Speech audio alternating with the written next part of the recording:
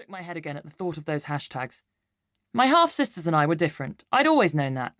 Mia and Ruby had confidence, hair that did what it was told, and an intricate understanding of which Kardashian sister was which. I had none of those things. Still, we'd grown up together and remained living together in our narrow childhood house in South London. They were closer to one another than they were to me, almost their own separate little gang of two. I minded this some days, when I heard them laughing in one another's bedroom, or when they draped their legs over one another on our sofa in front of the TV, while I always sat in a separate armchair. On better days, I told myself this was just biology. They were full sisters. I couldn't compete with that. But while it might not have been fully reciprocated, I loved them as if they were my full sisters, and figured it was better to coexist with their bad habits, wiping mascara on the towels, never putting a mug in the dishwasher, eating my yogurt, rather than move somewhere else and risk flatmates that were even worse.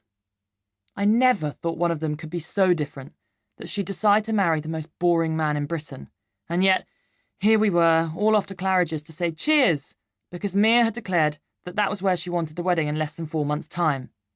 It seemed quick, as if she wanted to lock Hugo down as fast as possible, but Mia said winter weddings were more chic than summer weddings. She would have berries in her flower arrangement and mulled wine at the reception. Her head was full of these intricate details. She'd also already decided that Ruby and I would be her bridesmaids, so I gloomily anticipated wearing something the colour of sick. All of us were going to Claridge's that night, apart from my father, that is, since he was the British ambassador to Argentina, and for the past 6 years had lived in an Edwardian mansion in Buenos Aires. He couldn't fly home for the dinner, he'd apologetically emailed me to explain, because he had a meeting with one of Argentina's biggest soybean exporters.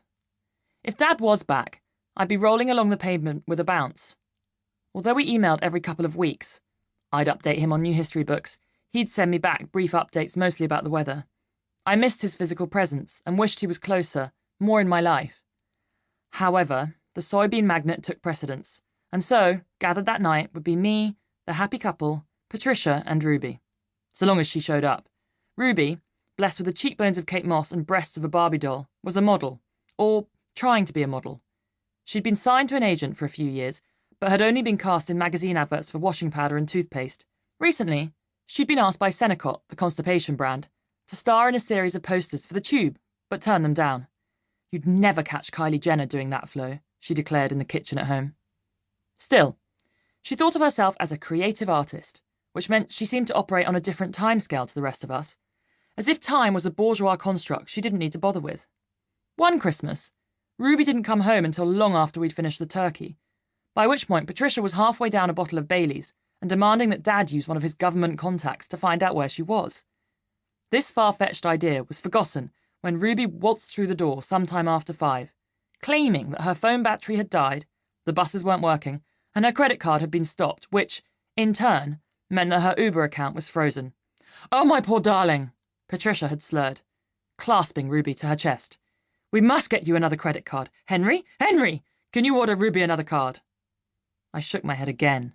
Patricia would almost certainly overdo it that night, ordering bottle after bottle of champagne, and the only topic of conversation would be the wedding.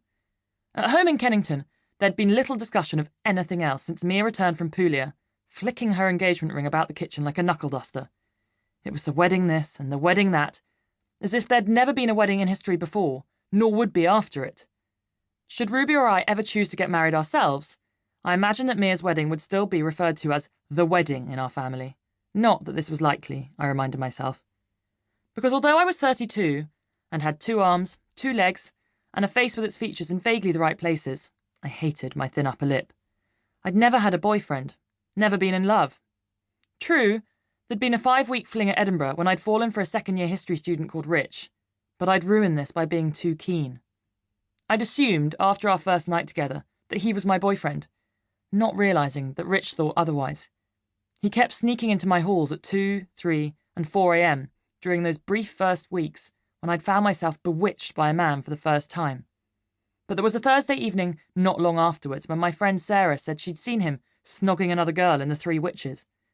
I plucked up the courage to text him about it, and Rich replied, "What are you, my wife?"